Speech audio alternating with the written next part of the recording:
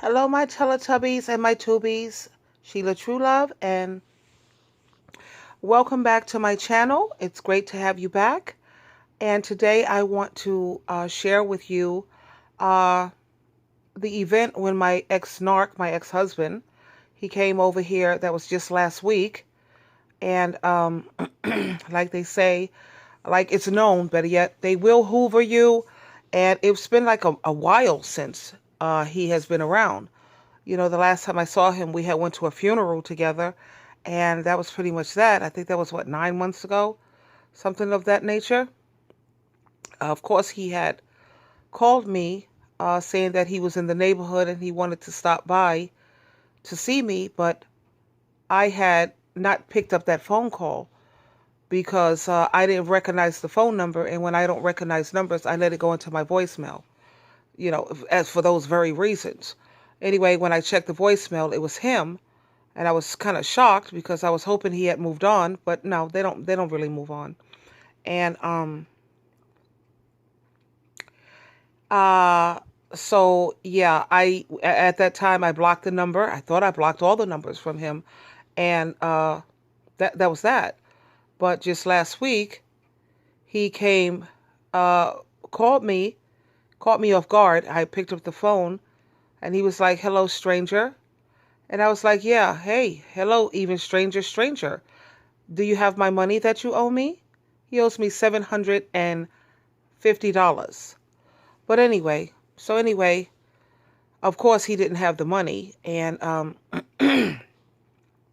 he went into detail about what's going on with him. He is homeless.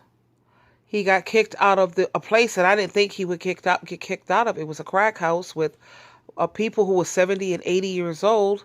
So I figured this is one place that he'll probably stay for a minute. But it turns out he got kicked out from that place because he was dealing with this Caucasian female who just uses him for his money. And after she's finished smoking up his money, she calls him a stupid, a stupid crackhead nigger. A stupid crackhead nigger. Now keep in mind she's Caucasian, so her calling him a nigger, that just, oh no, that didn't sit well with him. So of course he was ready to put his hands on her. They had to call the police and all of this stuff had to come in. But that's not the reason he got kicked out.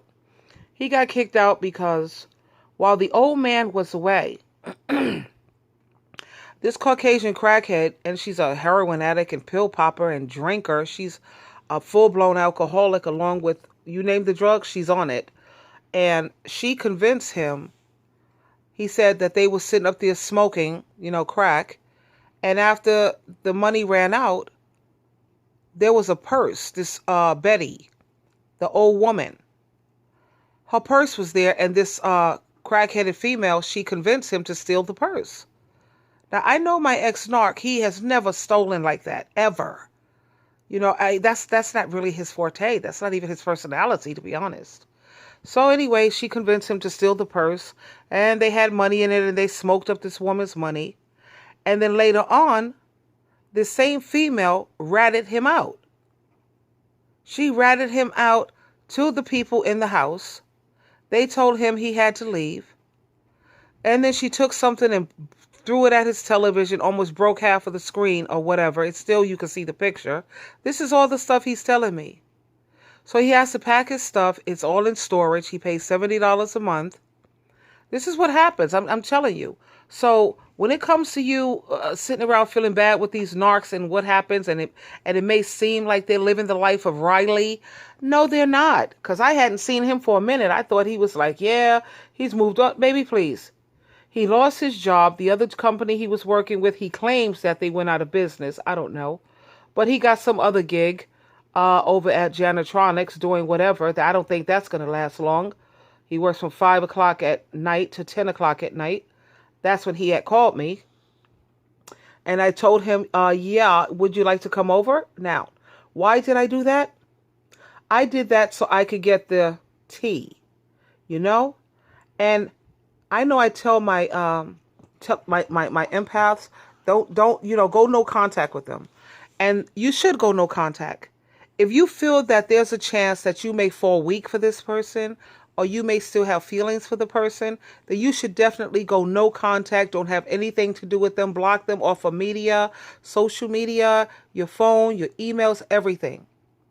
I did it because I know there's no chance in all hell, not in this lifetime, nor the one to come, that I will ever want this character back. See, I don't have a weakness for him, but a lot of people who have their ex-narcs, they still have a weakness. So you have to do full no contact. I did this to get the tea on the situation, to see what's going on, and to hear how he's reaping. And trust and believe, tubies, tubies, tubies. So he ended up in the city mission. Okay. He ended up in the city mission. Now this is funny.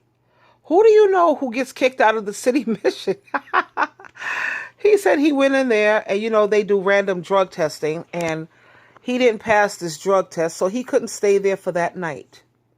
But then he went the next night. He said he told them that he had eaten a muffin with poppy seeds. I mean, come on. That's the oldest lie that everybody uses. Oh, I ate poppy seeds, and that's why my drug test came out foul. No. So they weren't going for it. So they said no. So then the next day he went, and he needed a place to sleep, like a mat on the floor. That's what the city mission. I know he must be freaking out. How the hell did he? I know he must be saying, how the hell did I get here like this? He got to be freaking out. This is unreal. Anyway, so he goes there the next night, and they tell him that they have a lot of parolees that are there, so they really don't have a cot or mat for him. So he lost his cool, even though they didn't have a bed, but they was going to give him something to lay on the floor. He lost his cool, his total cool, and he started being abrasive, argumentative, abusive. So they told him, you know what, dude?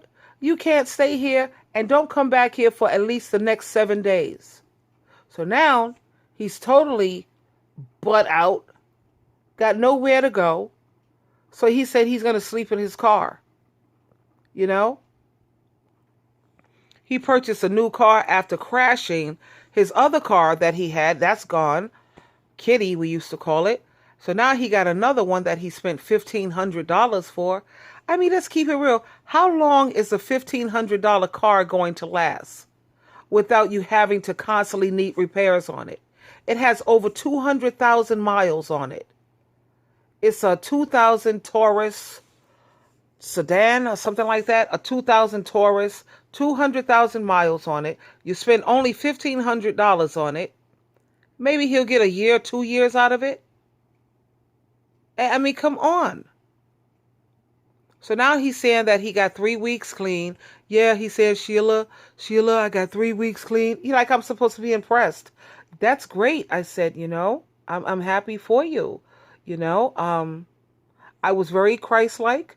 I was hospitable. I didn't give him anything to eat that I spent my money on. I had some leftover pantry goods that I had got from a friend. I gave him some soup and some crackers that came from the pantry. You will not eat any of my food, but I was courteous. So I let him sleep on the airbed that I have. When I have guests, I always have an airbed in the living room. And I let him sleep on the airbed in the living room. And when he got up the next morning, I made him some coffee, which actually that was money I spent on my coffee. I should not have given that. Yeah. And I made him breakfast. Yeah, I gave him some bread that I had from a friend that gave me the pantry stuff. But my eggs, I spent money on those eggs. So you see, I messed up. I shouldn't have given him anything I spent money on. But anyway, I made him that and coffee. Why did I do that? So he could see what he's lost. Because I used to get up every morning when we were married. I make him breakfast, his coffee. He didn't have to do anything when he came from work. He just had to sit back and lay back and be treated like a king.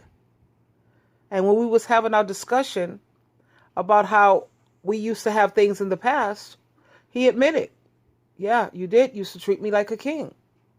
And now he's out there back on Skid Row, homeless, drug habit, crack habit. Some broad who's just milking him for everything he got. He claims he's not dealing with her anymore, but he'll get so lonely, he'll end up back over that way. And he lost so much weight. Tubies, he lost so much weight, at least 20 to 25 pounds. The man is a walking skeleton. Face all sunk in. His hair was unkept. His clothes was dirty and nasty. I don't even understand how he got to get a job at Janitronics. I don't get it. And he said a company, they call him every now and again to let him drive somebody somewhere, and they pay him on a daily basis. So that's daily crack usage. But I don't know, man. It's sad. And then I had my other narc, my one that I was engaged to, he called me too. It must have been called Sheila Narc Week. Hi, Sheila. I love you, baby. I miss you. I want to see you. We talked about, he has dementia, the second one. No, that's the first one. My first one. My husband was the second one. But the first one, who was not a full-blown narc, he had some kind of humanitarianism about him, but he has AIDS. He has dementia. He can't remember anything. He can't remember my ex-husband. And they used to hang together.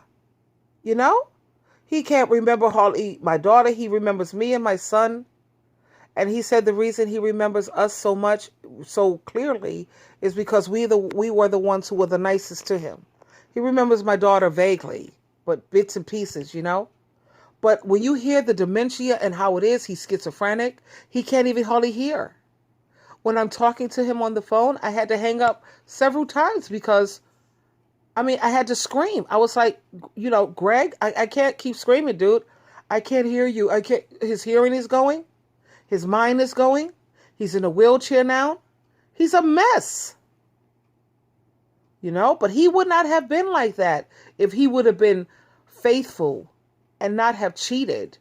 I would have stood by that man's side to the very end. But you see, when they say God don't like ugly, that's not a lie. It's not a lie. And it does catch up to them eventually. It may take time. You think about Bill Cosby. Look at how many years he got away with the things he was doing with over dozens and dozens of women. But look at how it caught up to him eventually. And it caught up to him at a time when he's at his weakest. He's older. He's weak. His mind is not as sharp. You see, God knows how to hit you at the best time. He knows how to do it, honey. So you keep your head up and don't sweat the small stuff. Don't sit there crying and wondering about how great he must be doing and how everything must be running so smoothly for him, because I was thinking the same thing, and look at all the crap that was going on with this character. Okay? He didn't have a car for 2 months. He couldn't go nowhere. He was depressed, stuck in some freaking city mission or sleeping. Oh, yeah. He said he had some people, like a crack house, and they allowed him to sleep over. But then they had called him and told him that they had people coming over, so he's going to have to sleep on the floor. Like a dog. Sleep on the damn floor. Really. It was sad. It was really pathetic. Anyway, this is Sheila True Love. You always have a choice. Choose wisely. Bye for now.